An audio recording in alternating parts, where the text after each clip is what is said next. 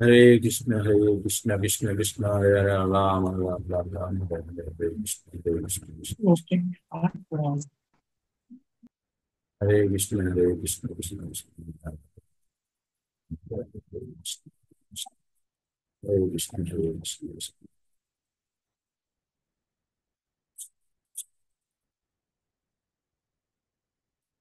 হরে কৃষ্ণ।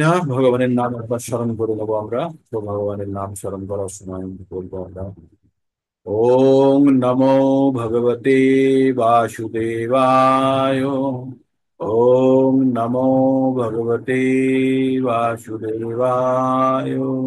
ওম নমো ভগবতে বাসুদেবায়।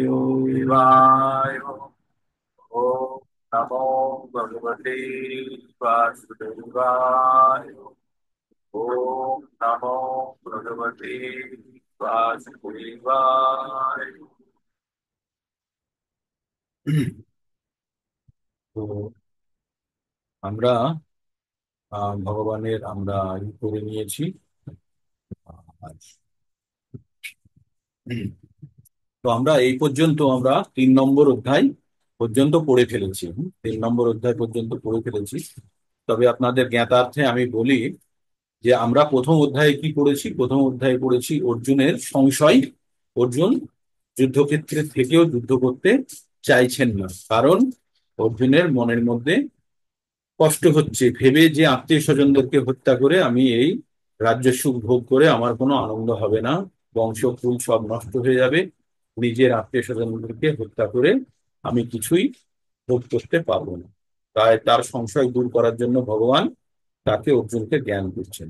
অর্জুনকে ভগবান একটি কথাও বলেননি প্রথম অধ্যায়ে, 2 নম্বর অধ্যায় থেকে ভগবান বলছেন। তবে একটা জিনিস জানতে হবে, ভগবত গীতা থেকে আমরা কি জানতে পারি? 5টি বিষয় সম্বন্ধে জানতে পারি। 5টি বিষয় কি কি? ঈশ্বর, আত্মা, প্রকৃতি, সময় এবং কর্ম।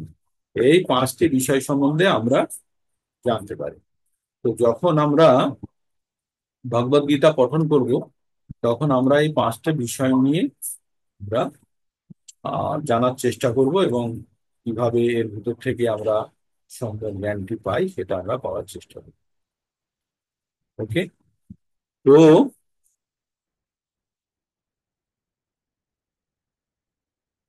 হরে কৃষ্ণ।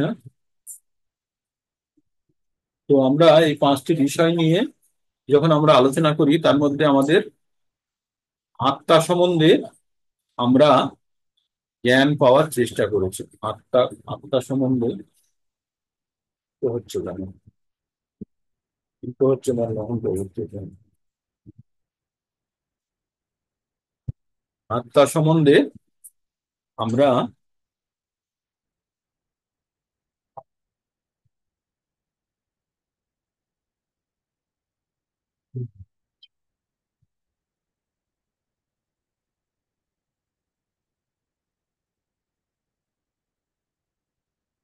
ভগবান আত্মা সম্বন্ধে অর্জুনকে জ্ঞান দিয়েছেন। সেখানে ভগবান অর্জুনকে বলেছেন যে আত্মা, আত্মা সৃষ্টি হয় না, আত্মা ধ্বংস হয় না। আর আত্মা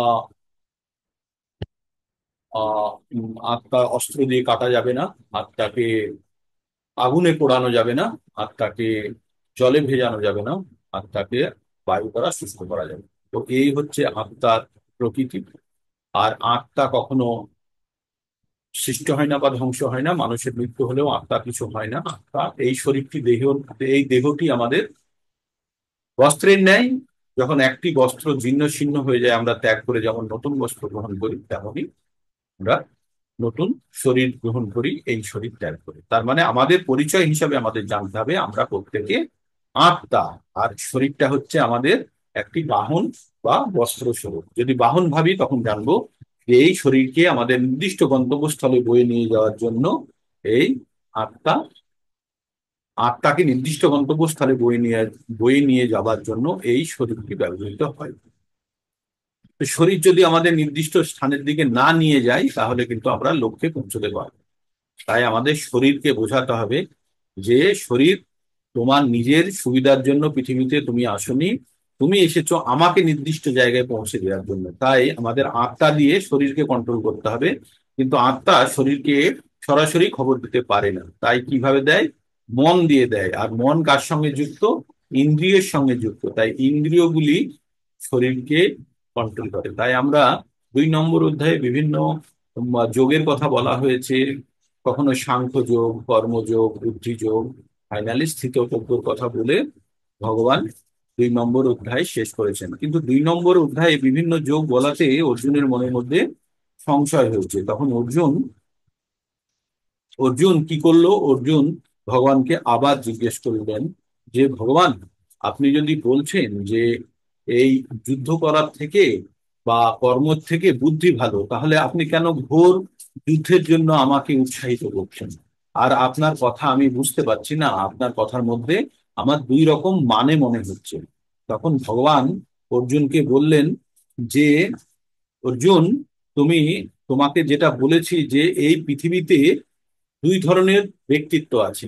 এক ধরনের ব্যক্তিত্ব যারা কোনো জিনিসকে বিশ্লেষণ করে, করে তারপরে আত্ম উপলব্ধি করে, মানে বিশ্লেষণ করে আত্ম উপলব্ধি করে যুক্ত হওয়ার চেষ্টা করে। আর আরেকজন হচ্ছে ভক্তির মাধ্যমে যোগ করার চেষ্টা করে। তো এই কথা বললেন আত্ম উপলব্ধি মানে, আমি উদাহরণ দিয়ে বোঝাই যে একজন হচ্ছে শুনেছে কোথাও বিষ খেলে মানুষ মরে, তো সেই জন্য সে বিষ খেয়ে দেখছে যে মানুষ মরে কিনা।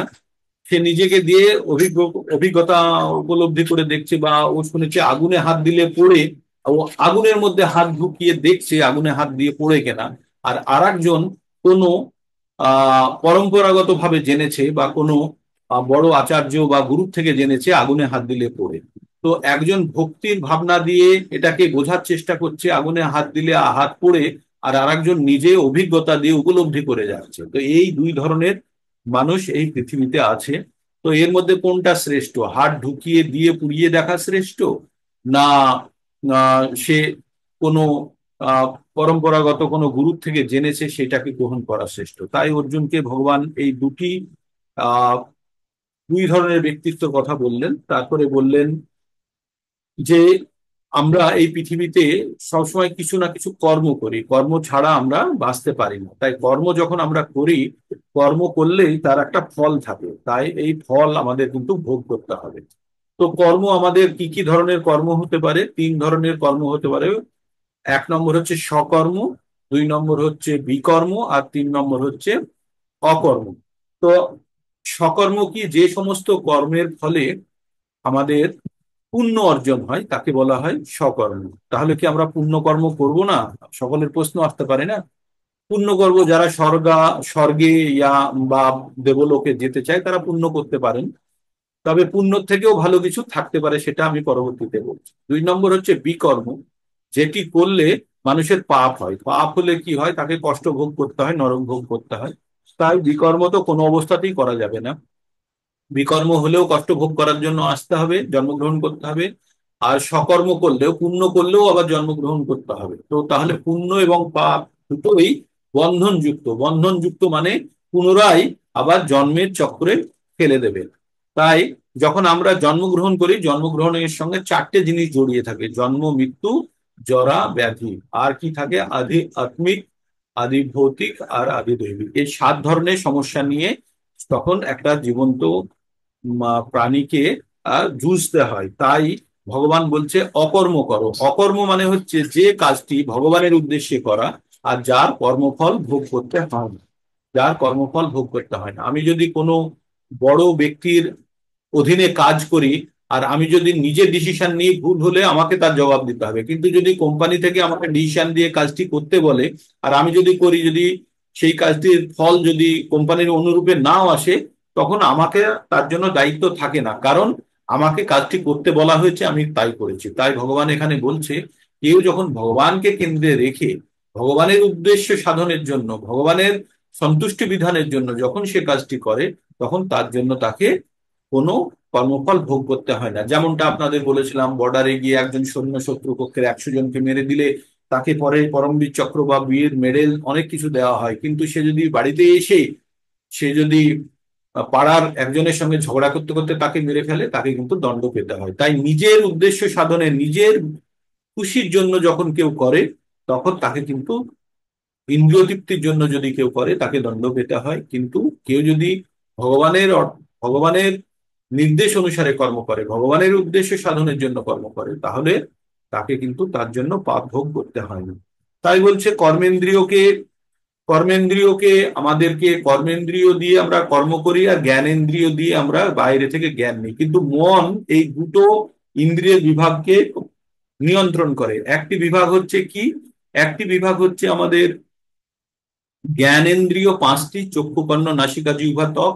আর কর্মেন্দ্রিয় হচ্ছে উদর, উপস্থ, পানিপাত, মানে হাত, পা, মুখ, উদর আর উপস্থ। এই হচ্ছে আমাদের পাঁচটি কর্মেন্দ্রিয়। তাই আমাদের জ্ঞানেন্দ্রিয় যে তথ্য সংগ্রহ করে বহির্বিশ্ব থেকে, তাই মনকে দেয়, মন বুদ্ধিকে দেয়, বুদ্ধি তার তথ্য ভান্ডারে যা সংগ্রহ আছে সেখানে সেটাকে বিশ্লেষণ করে আবার মনকে কর্ম করতে বলে, আর সেই অনুযায়ী মন কর্ম করে। তো কর্মের ফলে আমাদের সবসময় বন্ধন যুক্ত হওয়ার সম্ভাবনা থাকে, কিন্তু যখনই আমরা কর্ম তাহলে ভগবানের উদ্দেশ্যে করি, অর্থাৎ বিষ্ণুর উদ্দেশ্যে যখন আমরা কোনো কর্ম করি, তাতে কোনো আমাদের কোনো দোষ থাকে না। তাই জানতে হবে যে কোনো জীবন্ত বস্তুকে কিছু না কিছু কর্ম করতেই হবে। তাই বলছে যে যজ্ঞ করলে কিন্তু কোনো কর্মবন্ধন নয়। মানে যজ্ঞ কি? ভগবানের উদ্দেশ্য। আচ্ছা, যজ্ঞ করলে কি হয়? আমাদের এখানে চারটে জিনিস বলা হচ্ছে। কর্ম থেকে যজ্ঞ, কর্ম থেকে হয় যজ্ঞ, যজ্ঞের থেকে হয় বৃষ্টি, বৃষ্টির থেকে হয় অন্ন, মানে যাবতীয় ভোজন করার জন্য যাবতীয় ফসল হয়। আর তার থেকে হয় জীবন ধারণ। তাহলে আমাদের কি হয়? যজ্ঞ, কর্ম থেকে হয় যজ্ঞ, যজ্ঞ থেকে হয় বৃষ্টি, বৃষ্টি থেকে হয় অন্নাদি, আর তার থেকে জীবেরা জীবন ধারণ করে। আর কেউ যদি এই যজ্ঞ থেকে প্রাপ্ত ফল যদি ভগবানকে অর্পণ না করে নিজে গ্রহণ করে, তাহলে তাকে পাপাচারী বলা হয়। হ্যাঁ, তো সে সে যেন পাপ গ্রহণ করে, হ্যাঁ, এটাই, বা তাকে চোর হিসাবে বর্ণনা করা হয়েছে। আর যখনই ভগবানের উদ্দেশ্যে কোনো আহ বস্তুকে প্রসাদ হিসাবে বা ভগবানের ভোগ হিসাবে অর্পণ করা হবে, তখন কিন্তু তার মধ্যে সমস্ত ধরনের অপগুণ বা খারাপ গুণগুলি নষ্ট হয়ে যায়। এটাই শাস্ত্রে বলা হয়েছে। তো আমরা যে কর্ম করি, এই কর্মটা কোথা থেকে আসছে? বেদ থেকে। বেদ কোথা থেকে? তার মানে আমরা যদি এইভাবে ভাবি, ভগবানের থেকে বেদ, বেদ থেকে কর্মকাণ্ড, কর্মকাণ্ড থেকে যজ্ঞ, যজ্ঞ থেকে বৃষ্টি, বৃষ্টি থেকে অন্ন, অন্ন থেকে জীবন ধারণ, এইভাবেই চক্র চলছে। তো তারপরে আমরা যেখানে যাচ্ছি সেখানে আমাদের ভগবান বলছে যে কেউ কাজ না করে থাকতে পারবে না। ইভেন যারা অনেক বড় বড় ব্যক্তিত্ব, রাজা মহারাজারাও কাজ করেন। ভগবান বলছেন, নিজেও বলছে আমার কিছু পাওয়ার নেই, আর কিছু না পাওয়ারও নেই, তবু আমি কর্ম করি, কারণ আমি কর্ম না করলে কেউই আর কর্ম করবে না। এখান থেকে কর্ম থেকে সবাই অলস হয়ে যাবে, ভাববে আমাদের যারা শ্রেষ্ঠ তারাই যদি কর্ম না করে তাহলে আমরা কেন করব। তাই বলেছেন যে যারা যারা শ্রেষ্ঠ তাদেরকে দেখে সাধারণ ব্যক্তিরা অনুসরণ করে বা অনুকরণ করে। তাই শ্রেষ্ঠ ব্যক্তিদের দায়িত্ব যে ঠিকভাবে তাদের কার্য সম্পন্ন করা, যাতে বাকিরা তাদেরকে দেখে শিখতে পারে। এইভাবে আমরা এগোতে এগোতে আমরা কোথায় গিয়ে পৌঁছলাম? আমরা পৌঁছলাম যে আমরা যে সমস্ত কর্ম করি সেগুলো আমরা নিজেরা করি না, আমরা প্রকৃতির গুণ দ্বারা চালিত হই। আমাদের প্রত্যেকের মধ্যে তিনটে গুণ আছে। কি কি গুণ? সতোষ, রজ আর তম। এই তিনটে গুণের দ্বারা আমরা চালিত হই। এই তিনটে গুণ আমাদেরকে চালনা করে। তো এই গুণের প্রভাব অনুযায়ী আমাদের স্বভাব, বা আমাদের এই গুণগুলি আমাদের স্বভাব। শতগুণের যদি কেউ প্রভাবে থাকে, তার মধ্যে নরম, কমনীয়তা, ভালো, বিনয়ী, এইসব থাকা যাবে। আর যদি সে রজোর আন্ডারে থাকে, রজগুণের অধীনে যদি থাকে, তাহলে সে কি হবে? সে হবে রুক্ষ, সে হবে আত্মহংকারী, সে হবে আক্রমণকারী, বিভিন্ন ধরনের রজগুণ।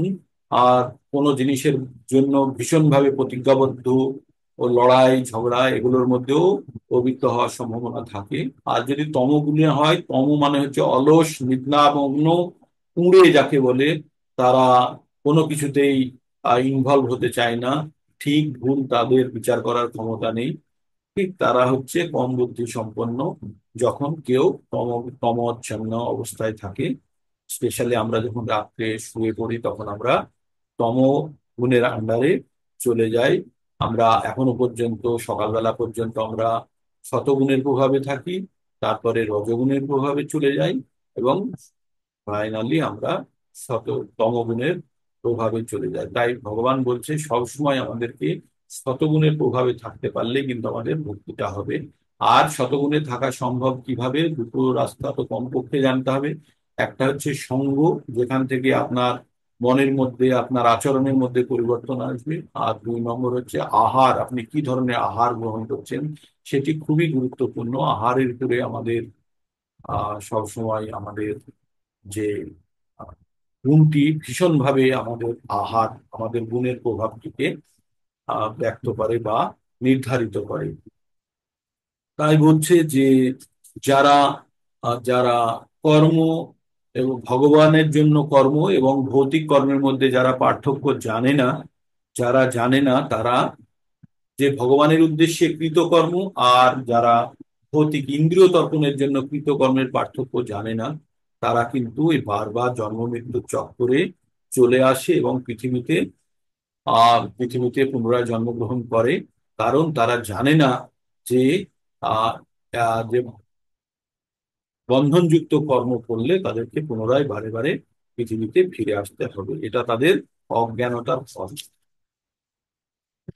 তারপরে ভগবান বললেন যে আত্মচেতনায় অধিষ্ঠিত হয়ে, আত্মচেতনা সম্পন্ন হয়ে তোমার সমস্ত কাজ আমাকে অর্পণ করো। ভগবান বললেন যে নিষ্কাম কর্মযোগ মানে হচ্ছে যে মন চেতনা সবকিছু ভগবানে অর্পণ করে যখন আমি ওই কাজটি করব, তখন সেটা হবে নিষ্কাম কর্মযোগ। আর তুমি এমন অবস্থায় যুদ্ধ করো হে অর্জুন, তুমি সমস্ত বুদ্ধি, তোমার মায়া মমতা যত কিছু আছে মোহ, সব আমাতে অর্পণ করো, করে যুদ্ধ করো। এবার অর্জুনকে যুদ্ধ করার বলা হয়েছে, তো আমরা কি যুদ্ধ করতে যাব এখন? না, আমরা যে যে অবস্থায় আছি সেই সেই অবস্থায় থেকে আমাদের জীবন যুদ্ধে করার ক্ষমতা বলছে, যে যে গুণে এবং যে গণ্যে আছি সেখানে থেকেই। কিন্তু করতে হবে কিভাবে? ভগবানকে কেন্দ্রে রেখে। যখন আমরা কোনো কাজ ভগবানকে কেন্দ্রে রেখে যখন আমরা করব, তখন সেই কাজের থেকে উদ্ভূত কোনো ধরনের কর্মফল আমাদেরকে প্রভাবিত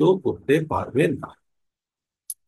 তো এইভাবে ভগবান আহ অর্জুনকে বোঝানোর পরে অর্জুন অর্জুন একবার বলেই ফেললেন যে ভগবান, আমাদের এই রকম কেন মনে হয় যে আমাকে জোর করিয়ে কেউ এই কাজগুলি করাচ্ছে, যদিও আমার এই কাজে কোনো আমার ইচ্ছে নেই। তখন ভগবান বললেন যে অর্জুন জিজ্ঞেস করলেন যে কেন আমরা জোর করে আমাদেরকে দিয়ে যেন এই কাজটি কেউ করিয়ে নেয়। এবং ভগবান বললেন যে আমাদের মধ্যে যে গুণ আছে, সেই গুণের দ্বারা আমরা চালিত হয়ে এই কাজটা করে ফেলি। সেই গুণটা কি?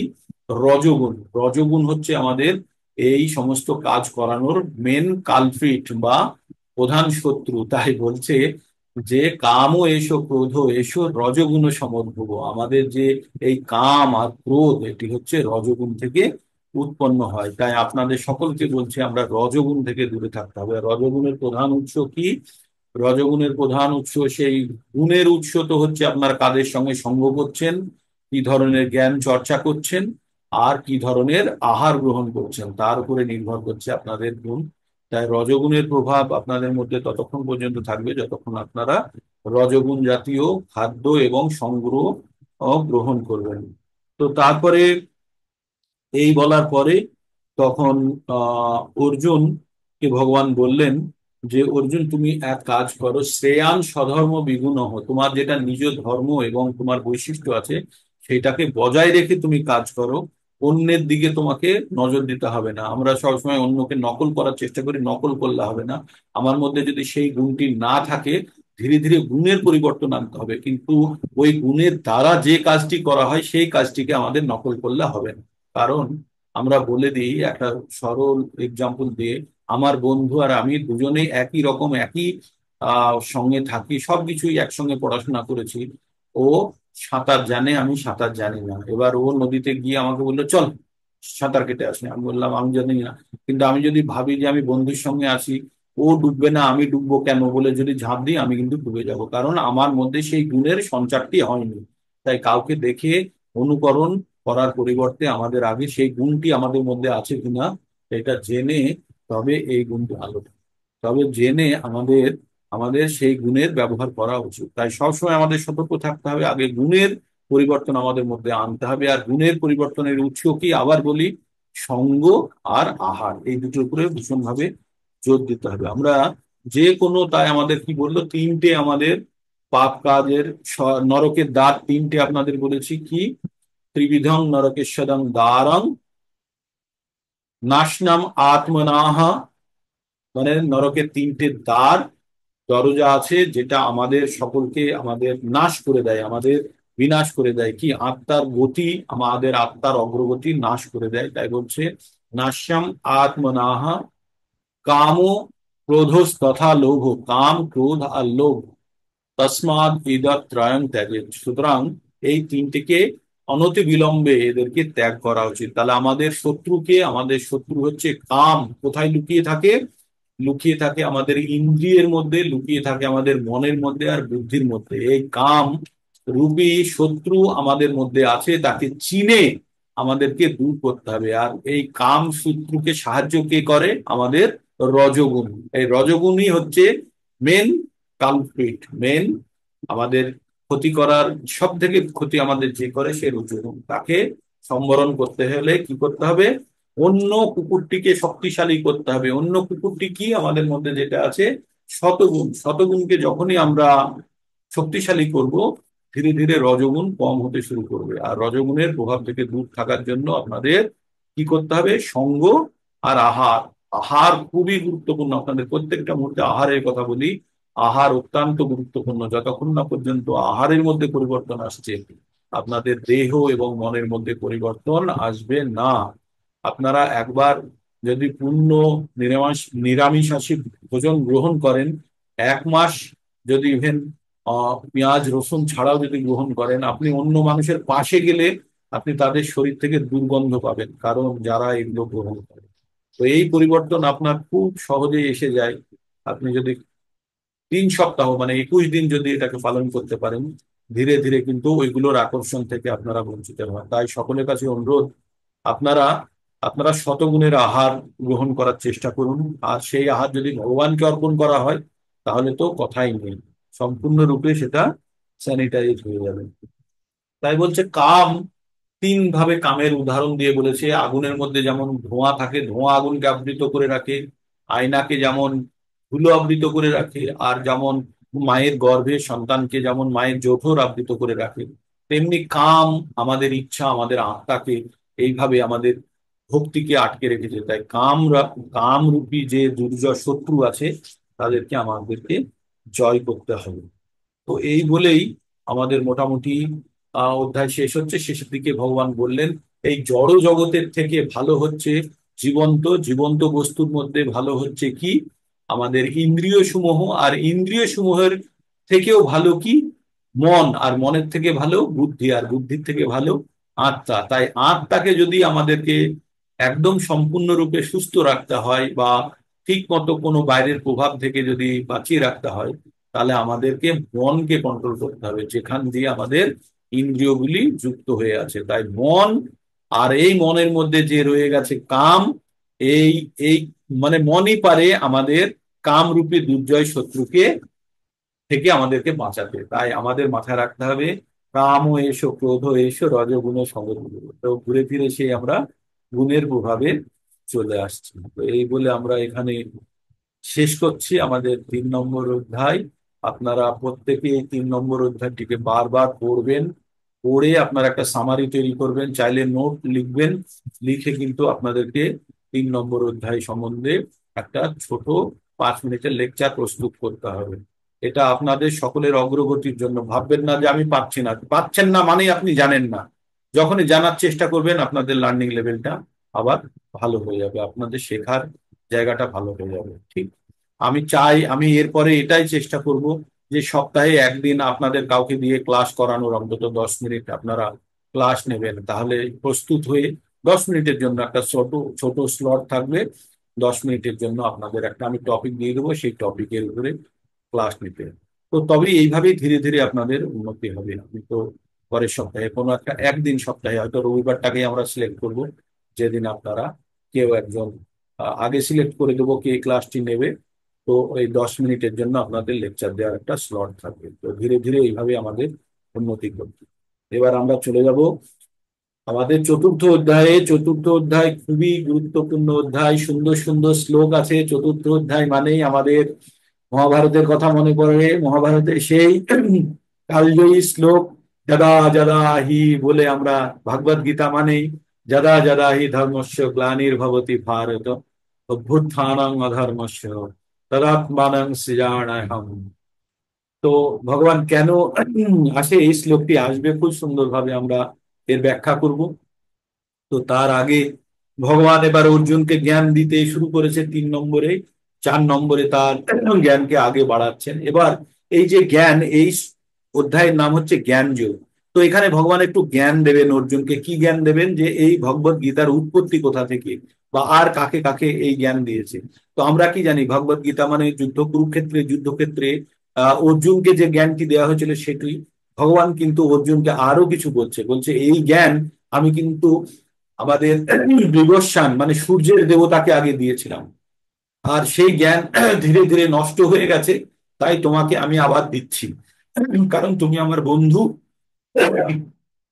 তুমি আমার প্রিয় সখা, তাই তোমাকে আমি এই জ্ঞানটি দিচ্ছি। তো আমি এবার শ্লোকের মাধ্যমে পঠন করার চেষ্টা করি, আপনারা শ্রবণ করুন এবং পারলে নিজেরাও বলতে থাকুন।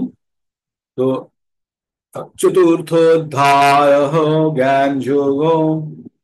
श्रीभगवानुवाच इमं विवस्यते যোগং प्रोक्तवानव्ययम् विवस्वान् মনোবে প্রাহু মনু ইক্ষৌ কবে অব্রবীত। আবার পড়ি, ইমং বিবস্যতে যোগং প্রোক্তবান অহম অব্যয়ম বিবস্বান মনোবে প্রাহু মনু ইক্ষু কাভু অব্রবীত।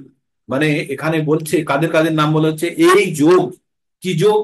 এই যে জ্ঞান যোগ বা ভক্তি যোগ বা কর্মযোগের কথা ভগবান বলছেন, এই যোগের কথা ভগবান আগে বলেছে। কাকে বলেছে? ইমম বিবস্বতে যোগম, মানে এই যোগের কথা আগে আমি বিবস্বান, বিবস্বানকে সূর্যের দেবতাকে আমি বলেছি। সূর্যের দেবতা আবার কাকে বলেছে? প্রক্তবান অব্যয়ম, প্রক্তবান অহম। প্রক্তবান মানে প্রক্ত মানে বলা, অহম মানে আমি, আর অব্যয়ম মানে এই অব্যয় যোগ আমি কাকে বলেছি? আমি বলেছি সূর্যের দেবতাকে। এবার তিনি কি করেছেন? বিবস্বান মনুবে প্রাহ, বিবস্বানের সন্তান হচ্ছে মনু। আবার বিবস্বান কি করেছে? তার ছেলে মনুকে বলেছে। আর মনু কাকে বলেছে? ইক্ষুকাকু। ইক্ষুকাকু হচ্ছে ইক্ষাকু হচ্ছে কে? মনুর সন্তান। তাহলে এই যে আর মনু কে, আমরা মানব কাপ থেকে এসেছি, এই মনুর থেকে যারা সৃষ্টি হচ্ছে তাদেরকে বলা হয় মানব। তো তাহলে সূর্যের দেবতা কাকে বললো? তার ছেলে মনুকে বললো। আর মনু কাকে বললো? ইক্ষাকু। তো এই যে ইক্ষাকুকে বললেন মনু, এইভাবে আমাদের পরম্পরাগত ভাবে এই জ্ঞান চলে আসছে। এখনো জ্ঞানের কথা বলেনি, কিন্তু জ্ঞানটা কিভাবে আসছে সেই কথা বলবো। তো এইবার এই জ্ঞানটি যখন আসছে, তখন জ্ঞানটি আসতে আসতে এবার তাহলে হঠাৎ কি হলো? এই পৃথিবীতে আমাদের 4টে যুগ হয়, 4টে যুগ হয়। এই 4টে যুগের বয়স জানতে হবে। কলিযুগের বয়স কত হচ্ছে? 4,32,000 বৎসর। দ্রাপরের যুগের বয়স হচ্ছে তার থেকে ডবল, তাহলে 8,64,000 বৎসর। আর ত্রেতার হচ্ছে 3 গুণ, তার মানে হচ্ছে 12 লক্ষ, 13 লক্ষ সামথিং আসছে। আর সত্য যুগের বয়স হচ্ছে তার 4 গুণ, মানে টোটাল 4 গুণ।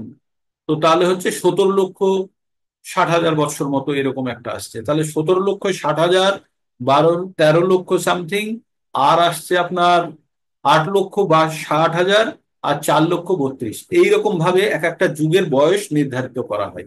এই 4টে যুগ মিলিয়ে যে বয়সটা হয় তাকে বলা হয় চতুর্যুগ। হ্যাঁ, একটা চতুর্যুগ। এইরকম এইরকম 71টা চতুর্যুগকে বলা হয় এক কল্প। এই চতুর্যুগে 1000 চতুর্যুগ নিয়ে ব্রহ্মার একটা দিন তৈরি হয়, মানে খুব বড় ক্যালকুলেশনের আছে।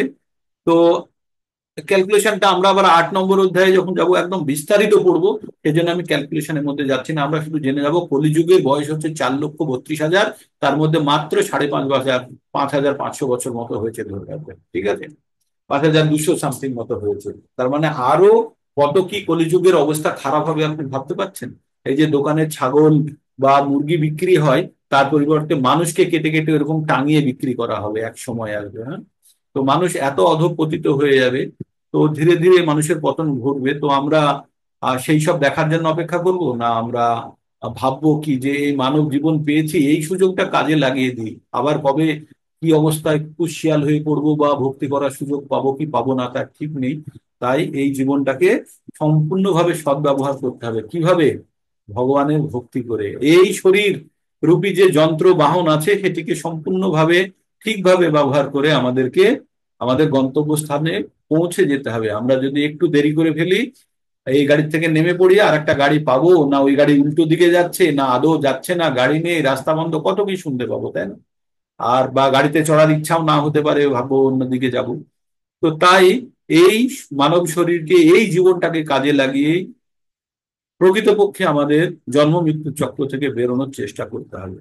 তারপরে বললেন এই জ্ঞান সম্বন্ধে ভগবান আরেকটু আগে কি বাড়িয়ে বললেন, এবং পরম্পরা প্রাপ্তম ইমম রাজ ঋষি বিদুহু সকালেন মহতা যোগ নষ্ট পরম তপ। ভগবান কি বললেন? এবং পরম্পরা প্রাপ্তম ইমম রাজঋষি বিদুহু, এই যে জ্ঞান, এটা পরম্পরাগত ভাবে পাওয়া যেত। কিভাবে পাওয়া যেত? পরম্পরাগত ভাবে। এমন নয় যে বাজার থেকে বই কিনে আনলাম আর ইচ্ছা মতো পড়ে আরেকজনকে বুঝিয়ে দিলাম, না।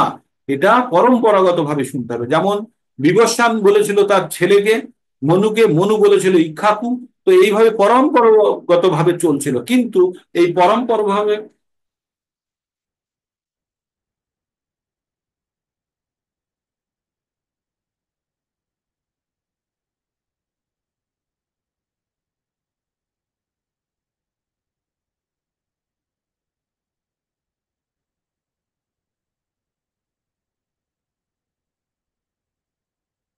হরে কৃষ্ণ মাতাজি। দণ্ডবোধ প্রণাম। কোথায় আপনাদের ওখানে যাচ্ছে?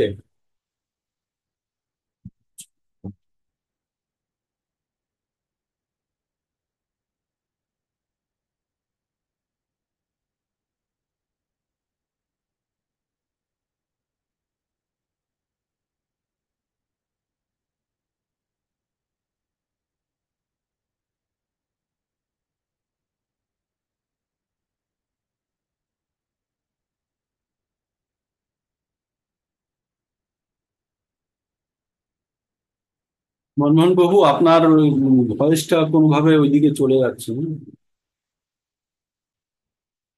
তো আমরা তাহলে মনু ইক্ষু কাকে বললো, ইক্ষাকু কাকে বললো? ইক্ষাকু বললো আহ তার এই এটি পরম্পরাগত ভাবে এসছে। আর কাদের জন্য এসছে? এটা এসছে রাজ ঋষি বিদুহু, মানে রাজ ঋষি যারা আছে আর তাদের জন্য এই জ্ঞানটি ছিল। এই জ্ঞানটি কিন্তু সকলের জন্য ছিল না। এই জ্ঞানটি কাদের জন্য ছিল? রাজা এবং ঋষিদের জন্য ছিল। হ্যাঁ? তাই এই যে জ্ঞান, যারা আগে রাজা হতেন তাদের কাছে ভগবদ গীতার পুরো জ্ঞান থাকতো। পুরো জ্ঞানটি থাকতো। কি জ্ঞানটি থাকতো? এই জ্ঞানটি রাজাদেরকে দেওয়া হতো আর ঋষিদেরকে দেওয়া হতো। তাই আমাদেরকে জানতে হবে যে এই ভগবত গীতার জ্ঞান আমাদের কাছে কিভাবে আসলো। কিভাবে আসলো? পরম্পরাগত ভাবে এসছে। আমাদের এই ভগবত গীতার জ্ঞান এসছে পরম পরম্পরাগত, মানে পরম্পরা থেকে আমাদের এই জ্ঞানটি এসছে। তাই আমরা ভগবত গীতা বাজার থেকে বই কিনে এনে আমরা পঠন করতে পারবো না। আমাদের কি করতে হবে? আমাদেরকে কোনো পরম্পরাগত ভাবে কোনো গুরু থেকে জেনে তারপরে করতে হবে। এটাই ভগবত গীতার যে পদ্ধতি, বলার পদ্ধতি, এইভাবেই ভগবত গীতার জ্ঞান প্রবাহিত হচ্ছে। ঠিক তো এইভাবে ভগবত গীতার উদ্দেশ্য কি, যে ভগবত গীতার উদ্দেশ্য কি আছে সেটা পরবর্তীতে আরো বলবে। তো আমাদের এই যে ভগবত গীতার জ্ঞান, আমাদেরকে এবার এই জ্ঞানটির আমরা প্রথমে উৎস জানছি আর তার প্রবাহটা আমরা জানার চেষ্টা করছি। তো আমরা আরো শ্লোকগুলি পরবর্তীতে পড়বো। তবে আমরা আজকের যে হরে কৃষ্ণ। তো আজকের আমাদের যে ক্লাসটি ছিল ছোট হয়ে গেছে, কারণ 3 নম্বর অধ্যায়ের পুনরায় আলোচনা করার জন্য। কিন্তু আপনাদের জ্ঞাতার্থে বলি যে এটা জানার প্রয়োজন ছিল। তাই 2-4 নম্বর চ্যাপ্টার আমাদের, আমার প্রতিদিনের টার্গেট থাকে 5টা থেকে 37 শ্লোক পঠনের জন্য, যাতে আমরা একটা নির্দিষ্ট সময়ে এই গ্রন্থটি শেষ করতে পারি। আবার পুনরায় পড়বো, অসুবিধা কিছু নেই, কিন্তু আপনারা যতক্ষণ পড়ছেন ঠিকভাবে পড়ুন। খুব ভালো যে আপনারা সিরিয়াসলি এটাকে পঠন করছেন। তো এইভাবে আপনারা পড়তে থাকুন, 3 নম্বরের রিপ্লাই দেবেন আমাকে। আর আর যেটা হবে যে 4 নম্বরে দেখবো, কালকে আমরা অনেকটা টেনে নিয়ে চলে যাব, অসুবিধা কিছু নেই। আমরা, আপনারা বাড়িতে একবার পঠন করার চেষ্টা করুন, ঠিক আছে? তো এখানে আমরা আজকে প্রোগ্রাম শেষ করব। আপনারা একবার ক্যামেরা অন করুন, একটা স্ন্যাপ নিয়ে নিই।